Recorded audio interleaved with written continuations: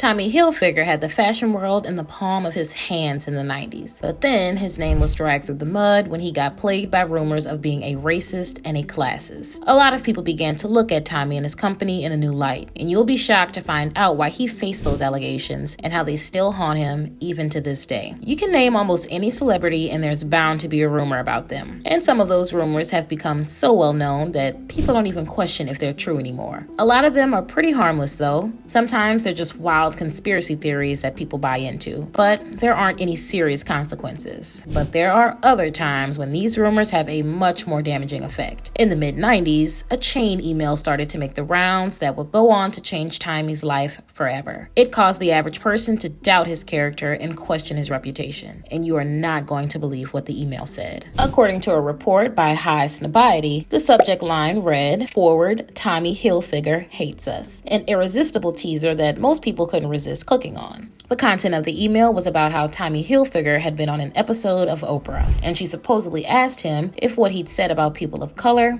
was true. Then it included examples of what Tommy had allegedly said. Things like how if he had known that African Americans, Hispanics, and Asians would buy his clothes, he would not have made them so nice, or how he wished those people would not buy his clothes as they were made for upper-class white people. According to whoever wrote the email, Tommy admitted to Oprah on the show that he did in fact say those things, and apparently she instantly told Tommy to get off her show. The email finished with a call to action, asking the reader to give Tommy what he wanted by not buying his clothes and boycotting his brand. Now, let's not forget that this was back in the very early days of the internet. YouTube didn't exist, neither did Netflix or Wikipedia. So, if you missed an episode of Oprah, then that was it. You missed it. And it was a lot more difficult to fact check these kind of things. With the way chain emails spread back then, it didn't take long for its intention to actually work. Word on the street was that Tommy was racist, so you shouldn't wear his clothes. And if you didn't believe someone when they first told you that, well, then you probably would after Oprah's name was mentioned. The email began circulating at a time when a lot of African American artists were wearing Tommy Hilfiger. In the early 90s, Tommy realized something seriously lucrative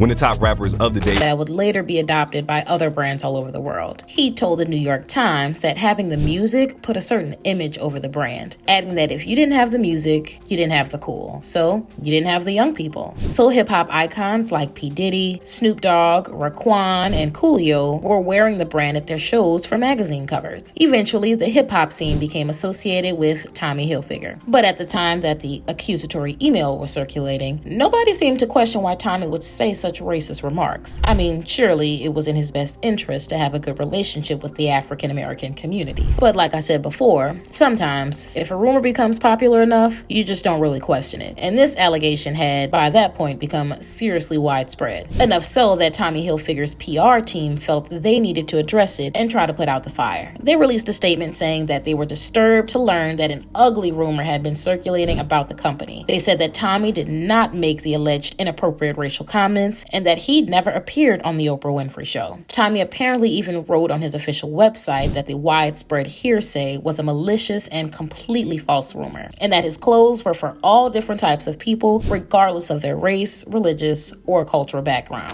My fans and people who know me. Even Oprah herself tried to put the rumors to rest on her own TV show in 1999. She addressed all of the people watching who claimed that they'd seen it and that they'd heard it. She said that it never happened, clarifying that she'd never even met Tommy. Then, in 2007, something happened that should have finally set the record straight once and for all. Oprah said, "Tommy, come on the show. We're gonna dispel this nasty lie." So, Oprah and Tommy did their best to once again put an end to his racist reputation by talking about the urban legend together. She started the interview by asking Tommy if he'd ever been on the show before. Obviously, his answer hadn't changed. And he then explained one of the reasons why the rumor couldn't be more false. He said that it was contrary to what his business motive was at the beginning. He wanted to sell a lot of clothes to a lot of people. Tommy went on to reveal that he'd even asked the FBI and private investigators to try and get to the bottom of how this rumor originally began. Oprah then announced to her audience that the claim from the chain email was indeed a big fat lie. But it seems the damage was already done. A lot of people to this day still don't wear Tommy Hilfiger because of those accusations that began almost 30 years ago. I totally believe that. And I've been In 1997, the Tommy Hilfiger brand was still being worn by big stars of the time like Aaliyah. But the undesirable rumor did eventually take its toll, and the hip-hop community started to distance itself from the brand. Here's the crazy thing though. So you would think that having your name being associated with something so offensive would have a negative impact on your business, right? Well, you'll never believe the shocking truth Tommy revealed in an interview on 9to5 Fashion Icons back in 2012. He admitted that the rumors hurt for a long period of time, but not from a business standpoint, because his business doubled in that time. He went on to share that it went from $1 billion to $2 billion in that time, but he clarified that it hurt in his heart. That's pretty insane though, right? In the time that people were boycotting his brand and spreading rumors that he was a racist and elitist, his business gained $1 billion. So what does that tell us? That there really is no such thing as bad press? Or did certain people like the brand even more because they thought Tommy was a classist bigot? It's honestly hard to say, but it's pretty disturbing. And another bizarre thing about this whole saga is that it wasn't the first time something like that happened. The exact same rumor had also been spread about another fashion designer.